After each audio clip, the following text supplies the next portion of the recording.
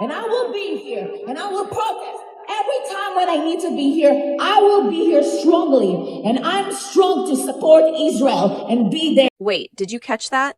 This protest just crossed a line I didn't see coming, and it's tearing a city apart right before an election. For America and Israel, for the freedom and for the sake of freedom and life and music and precious children and peace, that's what we stand for, not for terrorism. You got it? And you, Madami, you should be arrested. You and your disgraceful, ugly wife.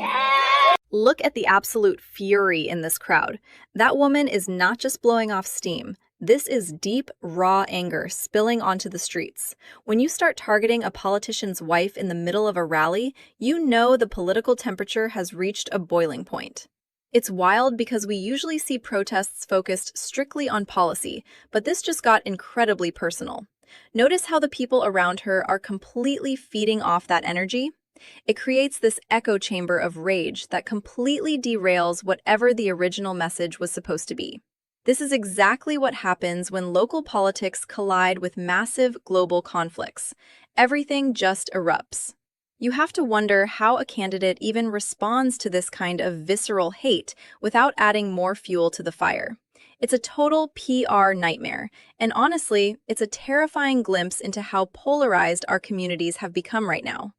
What do you even say to de-escalate that? Jewish New Yorkers who feel you're fueling anti-Semitism. I would say first and foremost is there's no tolerance for anti-Semitism in this city. We have to root out anti-Semitism from across the 5 boroughs, and that's because this is a city that is one that has no room for hate or bigotry of any kind. And when we make criticisms of a nation state or policies, we have to remember that those are criticisms of exactly that. Did you see his face when the reporter cornered him? That is the classic deer in headlights look of a politician who just lost control of the narrative. He immediately pivots to these broad, rehearsed talking points about no tolerance for hate, but his body language is screaming defensive. Notice how he avoids making direct eye contact with the camera and keeps trying to redirect the conversation away from his own specific actions. It's a masterful class in political dodging. When you're running for mayor of a city as complex as New York, you can't just throw out blanket statements when people are asking about specific targeted incidents.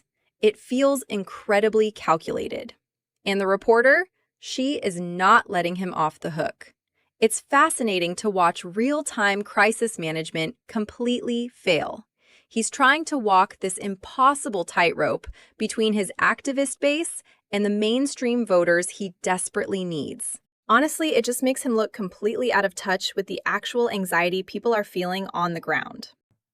This is what it says. For 9/11 families, this is not simply a public ceremony. It is a deeply personal day of mourning. The presence of individuals whose words or associations are perceived as conflicting with the solemn purpose of the event risks distracting from or detracting from the focus and causing additional pain. Given these concerns, we respectfully ask that the organizers carefully consider whether Mr. Mamdani's participation would align with the intention of the ceremony and the expectations of the families most directly affected by the tragedy. Take a second and actually read the language in this petition. This isn't a standard political grievance. The wording is incredibly deliberate and heavy. They are using phrases like deeply personal day of mourning and solemn purpose. This is a masterstroke in framing because it elevates the argument from a simple political disagreement to a profound moral boundary. By doing this, they've made it impossible for him to argue back without looking incredibly insensitive. Notice the sheer volume of signatures racking up? It's a digital avalanche. It proves that the outrage isn't just confined to a few vocal critics. It's a widespread viral consensus. When a digital movement translates into this kind of undeniable, tangible metric, it forces the establishment to panic. It's fascinating to see how a simple web page can become a devastating weapon in modern politics. You can't debate a list of grieving families. It's the ultimate checkmate in the court of public opinion. This is what he has said. He's described the Israeli military's actions in Gaza as genocide. He calls Netanyahu, that was after October 7th, calls Netanyahu a war criminal, does not support a Jewish state, And he's just been very critical of the Israeli government. And that is why some 9/11 victims are calling for Mamdani to be banned from the 25th anniversary of 9/11. They have the big ceremony downtown, and they don't want him there. So they're saying, please. This is the spark that lit the entire powder keg. Just look at the aggressive posturing. When a political figure grabs a mic at a street rally and starts throwing around terms like war criminal and genocide, they know exactly what they are doing. This isn't a slip of the tongue. It's highly weaponized language designed to go viral and rally a very specific radicalized base. But here is the massive problem. What plays well through a megaphone at a protest is absolutely toxic when you are trying to be the executive of an entire diverse city. You can see the pure activist energy here, completely devoid of any diplomatic restraint. It's fascinating how this 10-second clip essentially hijacked his entire campaign. He wanted the clout of the protest, but he completely underestimated the backlash from the rest of the electorate. It's a brilliant case study in how the internet never forgets, and how a moment of passionate grandstanding can become an inescapable anchor, dragging your entire political future underwater. Drop your thoughts in the comments. Who was really in the wrong here? Hit subscribe, and I'll see you in the next breakdown. Don't you want to see what's in there so that we can hold people accountable? These fucking rapists? We're just cool with it? That bitch has the keys to the nuclear... He's like all up into 13-year-olds. Like, dude, what? Wait, did you catch that? A major Hollywood star just went completely off script and leveled the heaviest accusations possible at a former president. Stop scrolling, because what he said is causing a massive meltdown. I would fucking railroad these fuckers. I would get those Epstein files out in 2 seconds. Yeah, dude. 2 seconds, fucking move out of the way. Like, get out of there. I don't care what room they're in. Move. Like, give me the fucking manila envelope. I will get you the Epstein files.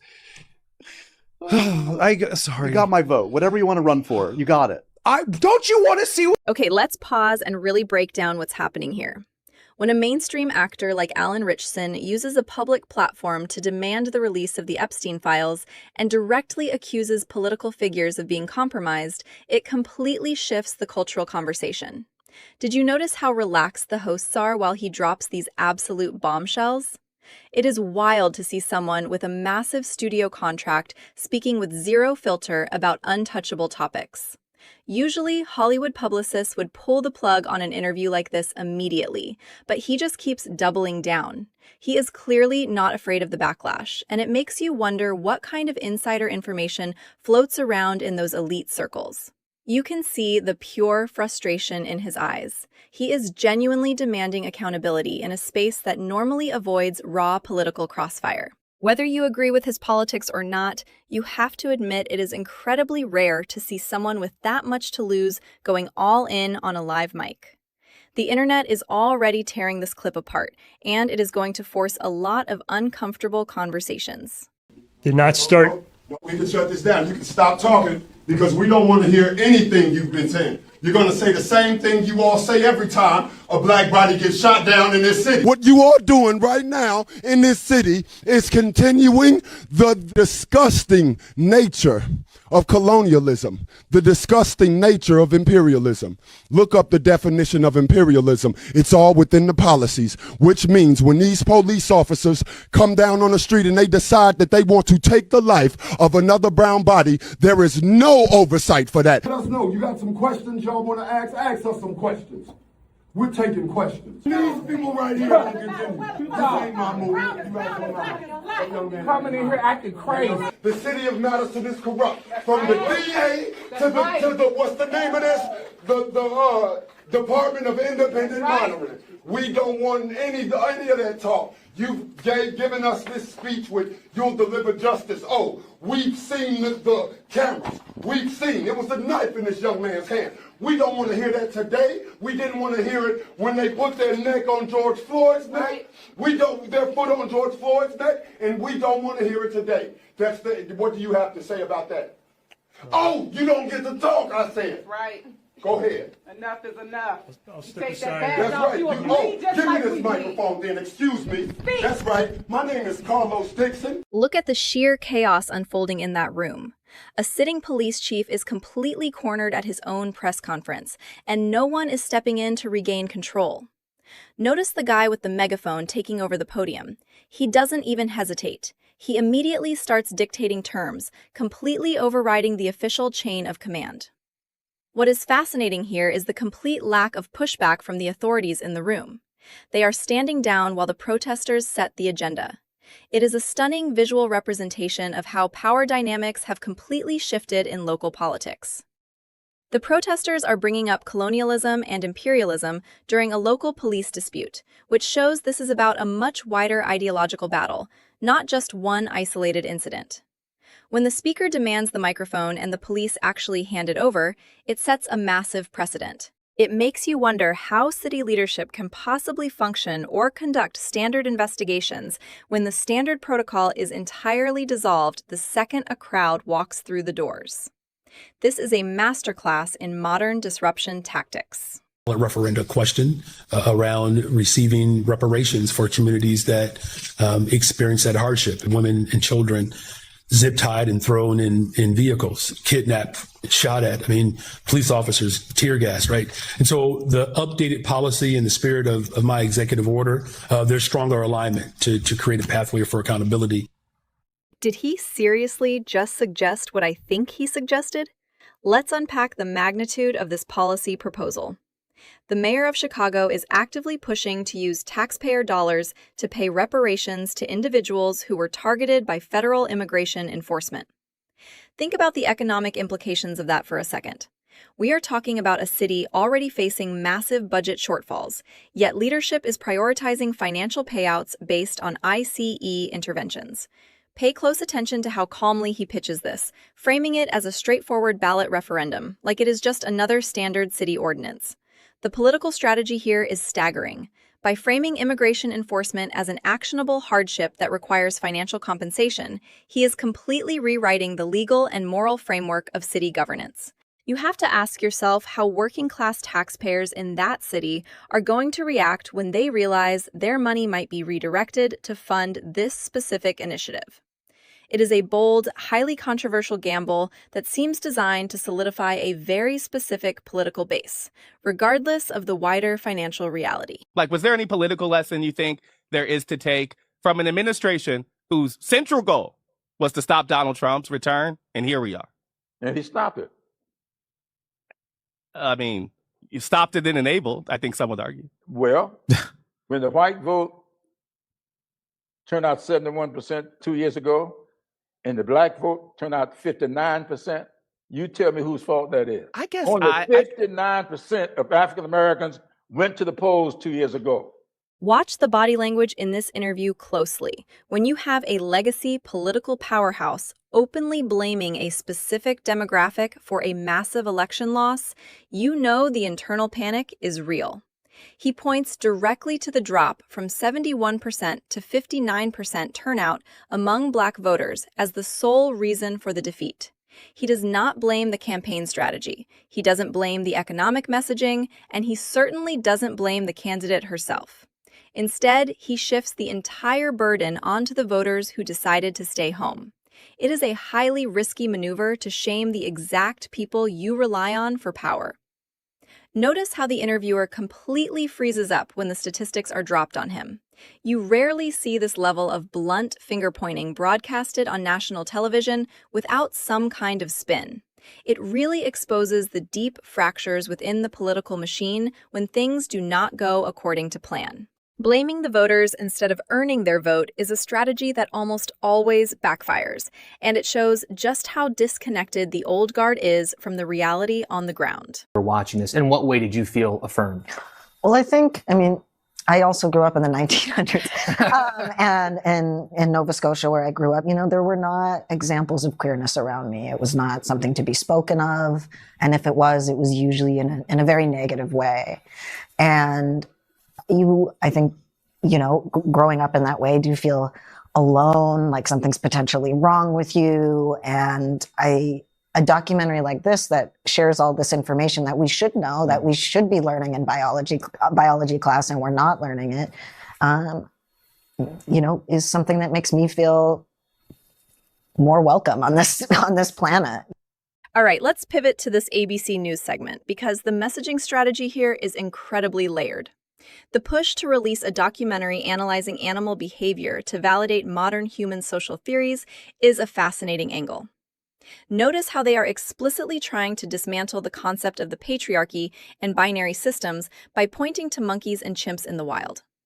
The goal here is clearly to frame specific cultural and gender ideologies as second nature by finding parallels in the animal kingdom. But if you think about it critically, projecting complex human sociological constructs onto wild animals is a massive leap.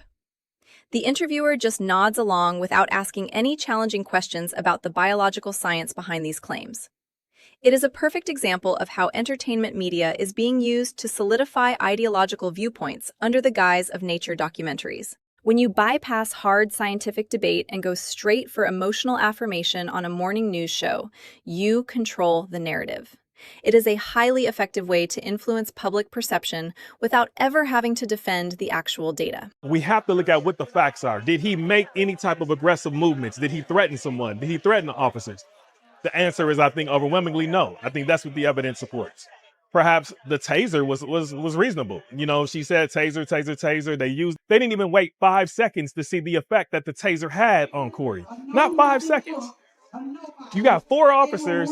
You've already tased the guy. 2 people at least tased him. We have to wait on reports to confirm if there were more than 2 tasers.